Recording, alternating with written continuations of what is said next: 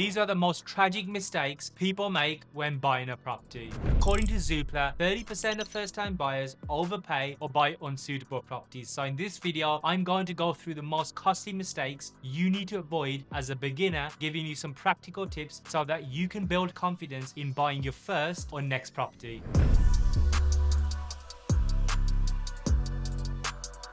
So I've talked about this a few times on this channel already, that I made a lot of mistakes when I got started in property, and it was mainly because I didn't have the knowledge. But it's just not me. I'm sure most property investors, if you ask them, who have built a portfolio, if you ask them, they will tell you that they've made so many mistakes that looking back, they could have avoided if only they knew. So I want to go through the most common mistakes, and if you just watch this video and just avoid these mistakes, you'll have an advantage over other beginners who most likely will make them. This way you'll save money, make more money, and hit the ground running. The first one is not researching the area thoroughly. Now the reality is you can make money in every area, right? But each area will require different things. Some areas you'll need more money to get started depending on your budget. Some areas may not be suitable for some strategies. For example, if you're looking to get into HMOs and the area you're looking to invest in has Article 4, then you're going to struggle with HMOs in that particular area. Just like that, if you're investing in a rural area, then it could be the Airbnb may not be as effective over there. But the single biggest mistake when it comes to area is price. And this is something I started to realize as well, that focusing only on price isn't the best long-term strategy. For example, okay, if a property is worth £40,000 and there is loads of those kind of houses, trust me, just go and write me, especially as you go higher up north, then it's most likely that property will be £40,000 in the future. But it's not just long-term I'm thinking about, even in the short term, these cheap properties will likely give you more hassle, because ultimately that's the kind of tenant profile you're going to attract. When it comes to price, don't go for the cheapest option, but at the same time it doesn't mean you need to go for these expensive houses, because those expensive houses won't give you the ROI, because the return on investment won't be as much, and naturally you're going to leave a lot more money in the asset. What I'm trying to say is that you need to find those sweet spot areas that are somewhere in between the super cheap or super expensive houses, where it's affordable for you to buy and the rents are good and it's enough to attract the decent tenants.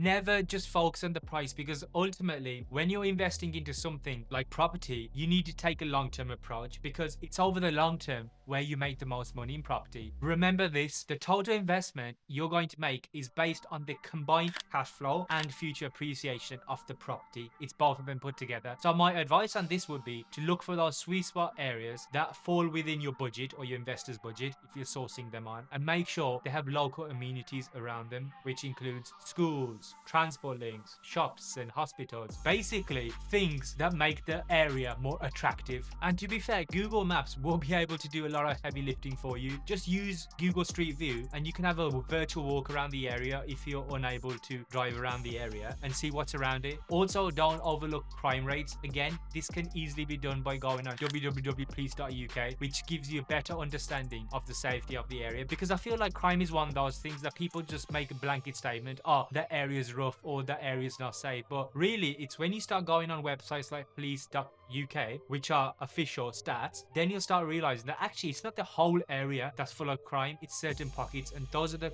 pockets that you need to be avoiding. We'll get back to the video in a few seconds, but 70% of you watching this video aren't subscribed to my channel. Please do me a favor and hit the subscribe button and buy more properties in the next few months. I'll be sharing everything so you can learn from my mistakes for free. Anyways, back to the video. The next mistake you really don't want to make is skipping a professional survey. This is very straightforward to resolve, because you can find plenty of surveyors on the RICS website, which is short for Royal Institution of Chartered Surveyors. When you're at the start of your property journey, you have to really be honest with yourself. You're fairly new, and therefore it's almost impossible for you to understand or know all of the red flags in property, right? Because you're new, and a lot of these are quite hidden and they can be overlooked unless you're a professional. So why not just pay for a level 2 home buyer survey, which costs around, I think, £500 to £600 depending on the property, because that way at least you'll get a very detailed report and you won't be ignoring all the costly issues that property can come with, like damp, there's subsidence, there's damaged roofs, right? The reason why you need to be doing this is because any of these overlooked mistakes, it's going to cost you not hundreds but thousands of pounds. I've learned from this mistake because I didn't get a professional survey for my first 2 properties, and on the second property I bought, I paid the price for it. survey. I bought it without a survey. I found the property had a damaged roof, which ended up costing me over £12,000. So was it really worth me skipping this? You tell me. It wasn't.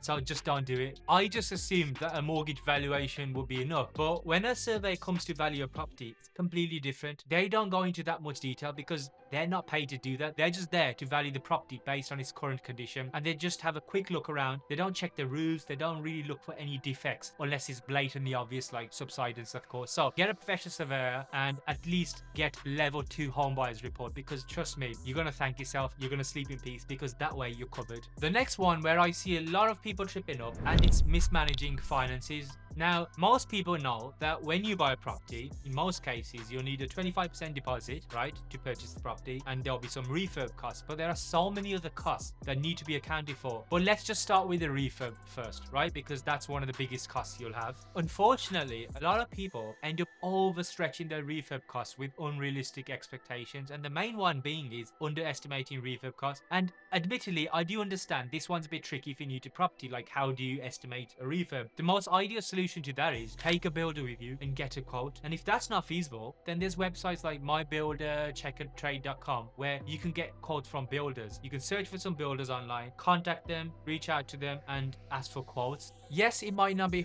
100% accurate, but just understand that when you're doing a refurb, refurbs in most cases will go over the budget anyways, but at least it gives you a rough ballpark figure, so you're not going in completely blind. And just to be safe, just add an extra 10 to 15% for contingency, because that way you're better prepared. On top of your refurb costs, don't ignore other additional costs like your stamp duty, which is now 5%, legal fees around 1,000, 1,500, your surveyor costs we've talked about, mortgage broker fees, and so on. Also, when it comes to finances, have an agreement in principle, your AIP, before you view properties, because that way, if everything is good, you know, you get your offer accepted, you could start moving quickly. So be better prepared when it comes to finances that way. One more thing is understand your mortgage options and terms, how much mortgage you're likely to pay. And to be fair, you can sort this out by just hiring a broker, and they'll be able to assist you. But the whole point of this is, like, be better prepared when it comes to finances. Know your refurb costs, know what you're going to pay, all the additional costs, and what you're going to pay after you purchase the property, whether it's a bridging loan or a mortgage payment.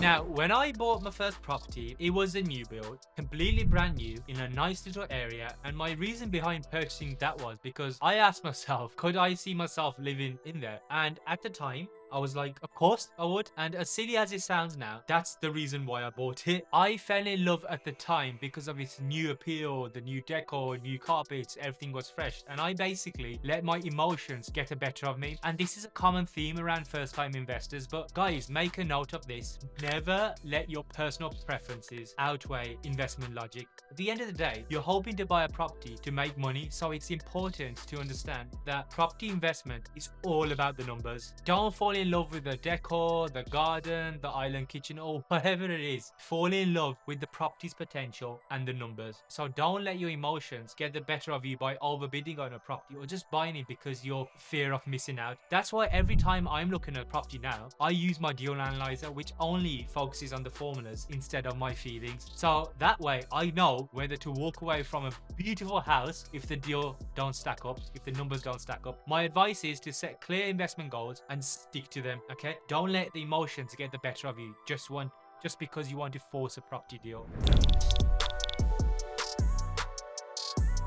So this one I want you to leave for the end because it tends to happen after you bought the property. Now, just because you bought a great property with great numbers, hopefully, and you've avoided, let's say, all the mistakes I've just talked about, but you can't just stop at that. This is actually now where you need to make sure that you see it through. And how you do that is by proper due diligence. So what do I mean by that? Well, there's a few things that come to my mind, and it's a lot that happens in the conveyancing stage. Skipping searches. Now, this is a big one. These searches, they're basically checks done by your solicitor to see if there's any potential issues with the property or even the surrounding areas. And the thing with these searches is it gives you a full report before you commit to purchasing the property. So if anything bad comes up, you can pull out. You've got the local authority search, the environmental search, water and drainage search. And the best thing is you don't have to do any of these searches yourself. Let your solicitor do them, and that way you're covered. If you think, oh, it should be fine, I don't need any searches, and you end up buying a property in, let's say, a flood risk zone, your insurance will most likely shoot up, I don't know, by a couple of £1,000. even £1,000, let's say, where really you could have just spent like £100 on those searches and avoided that problem. The last thing you want to do is buy a property without searches, and then you become liable for a property that may look great on paper, but it's not anymore because it's got hidden defects or legal obligations, which could cost you a shitload of money and making it harder for you to make money or even sell it in the long run. Also, make sure you check the seller's history and property title. Property title isn't a big one because I've seen it a few times where someone will just buy a property with like an unregistered title. It delays the purchase by 6 or even 9 months. It's stressful. So just work closely with this solicitor and don't rush the due diligence process. I know solicitors can take a long time, and of course, who doesn't want to get the property done as soon as possible? Just make sure you don't rush the due diligence process, because in the end, it could end up costing you a lot more money and bite you in the bum. So if you be mindful of these common mistakes and research your area, get professional survey done, don't buy with emotions like I did for my first few properties, get your finances in order, and then make sure you carry out the proper due diligence. You're setting yourself up for success. But on top of these mistakes, you need to avoid a few more things to make sure you're doing things legally. And if you want to know what they are, I'm going to pull up a video called 5 illegal things property investors do